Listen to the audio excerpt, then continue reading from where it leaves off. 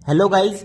तो आपका स्वागत है मेरे यूट्यूब चैनल पर। अब मैं आपके साथ फिर से लाया हूं दो केस स्टडीज। देखिए, केस स्टडीज बड़ी इंपॉर्टेंट चीज है यार, और ये शायद पिछले 2 साल या 3 साल से ही पेपर में आ रही है और ये बहुत ही इंपॉर्टेंट है, तो ये वीडियो मस्ट वॉच है।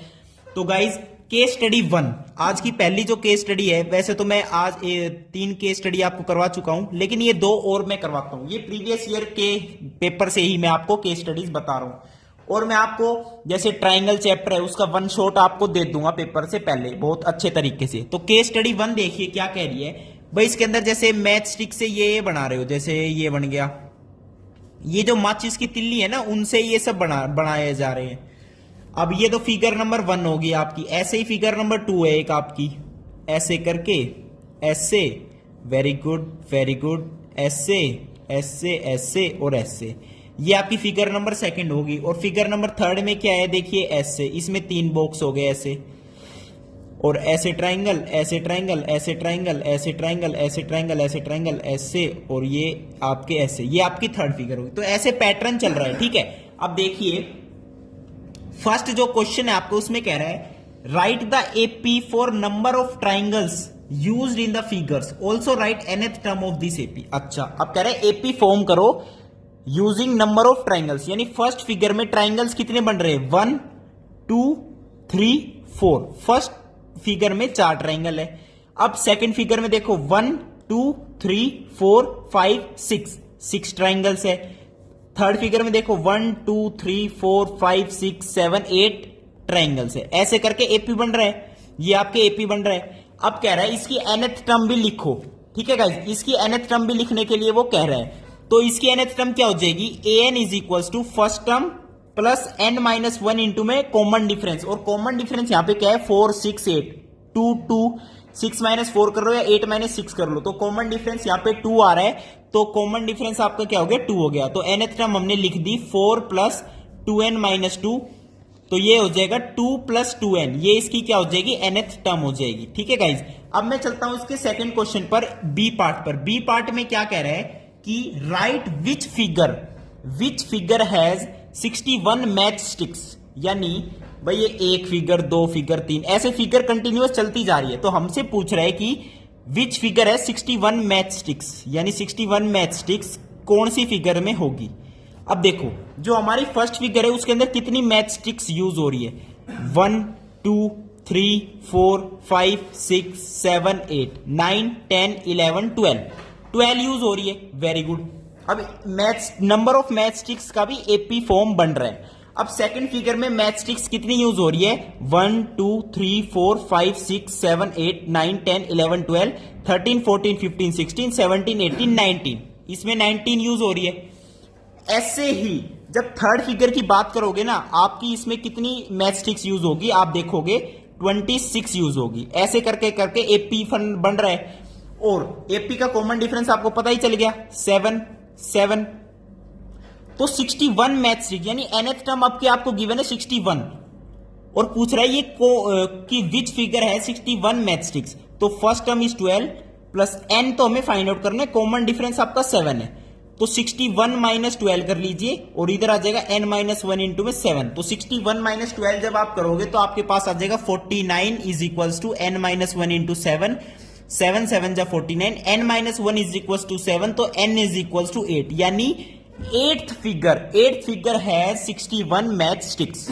तो ये तो थी आपकी केस स्टडी नंबर 1, आप देख लीजिए इस आराम से, ये मैं कम्युनिटी पोस्ट कर चुका हूं, आप क्वेश्चन को भी अच्छे से पढ़िए। अब हम चलते हैं केस स्टडी नंबर 2 पर।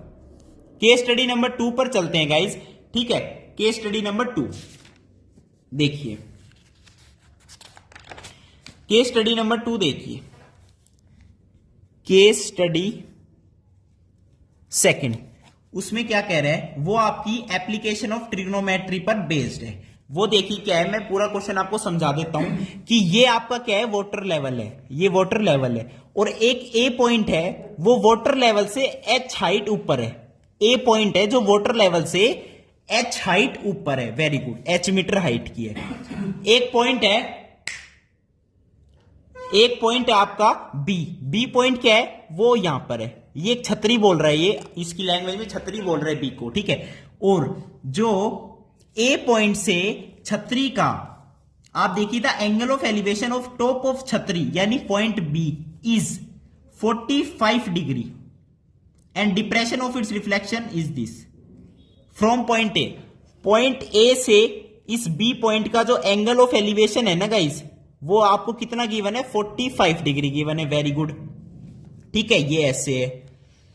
अब देखो जो बी पॉइंट का जो रिफ्लेक्शन है ना वाटर के अंदर, वो ये है सी पॉइंट, ये पॉइंट सी है, और ए पॉइंट से angle of depression of its reflection in water point C is 60 degree. यानी ये जो डिप्रेशन दे रखा है ना, एंगल ऑफ डिप्रेशन, ये वाला एंगल दे रखा है आपको 60 डिग्री, और ऑब्वियसली ये 60 है तो इसे भी यूज कर सकते हो 60 डिग्री। वैसे ये यूज होगा नहीं, हम चेक करेंगे, ठीक है। और गिवन है हाइट ऑफ छतरी above water level is approximately 10 meter. छतरी आपकी बी पॉइंट है और इसकी अबोव द वाटर लेवल यानी वाटर लेवल ये है, और इसकी हाइट दे रखी है 10 मीटर अप्रोक्स। तो ये 10 मीटर गिवन है यहां से लेके वाटर लेवल तक।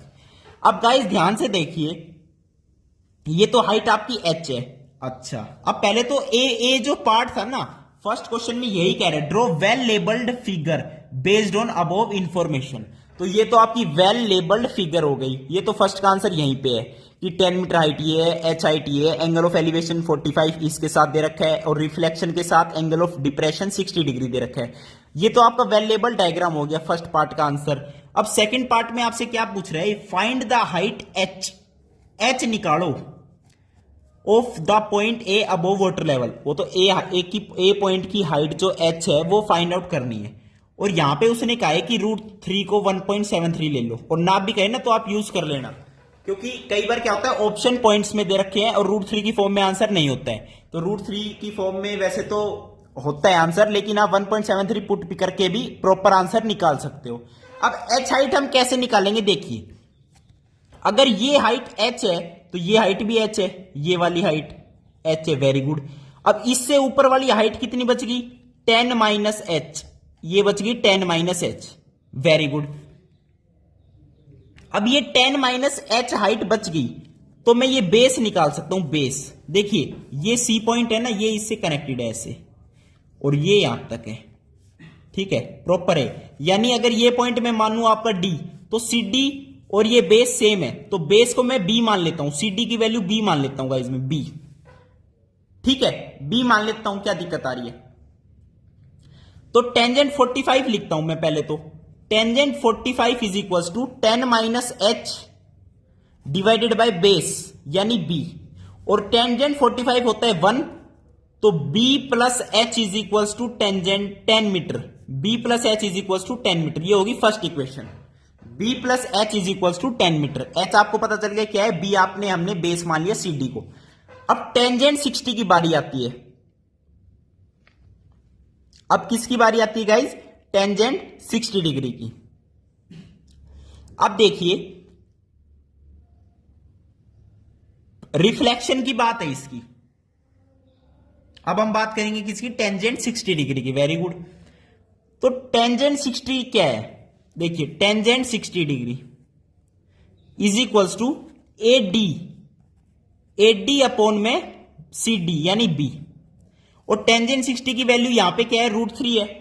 Very good. और B इंटू में √3 इज इक्वल्स टू AD को मैं क्या लिख सकता हूं, H प्लस 10 मीटर, क्योंकि वाटर में रिफ्लेक्शन जो है उसकी हाइट के बराबर ही होगा ना। वाटर में रिफ्लेक्शन कह रहा है यानी वाटर इमेज कह रहा है, तो ये 10 मीटर है तो ये भी 10 मीटर है। कौन सी, ये वाली, ये वाली। तो B√3 is equal to AD क्या है, H प्लस 10 मीटर। तो guys B√3 minus H is equal to 10, ये आ गई आपकी सेकेंड इक्वेशन। अब दो इक्वेशन है और दो वेरिएबल है H और B, तो यहां से B को एलिमिनेट कर दीजिए और H की वैल्यू फाइंड कर लीजिए। अब B को एलिमिनेट कैसे करेंगे, पहले 1 को मल्टीप्लाई करूंगा मैं किससे, √3 से। 1 को √3 से मल्टीप्लाई करो तो यहां पे बनेगा B√3 plus H√3 is equal to 10√3, तो ये आपकी बनेगी कोई थर्ड इक्वेशन। अब मैं क्या करता हूं, 3 माइनस 2 करता हूं, तो B√3 से B√3 कैंसिल हो जाएगा, ये ऐड हो जाएंगे। H कॉमन ले लीजिए, 1 प्लस √3 इज इक्वल्स टू में 10 कॉमन ले लीजिए, √3 माइनस 1। Very good.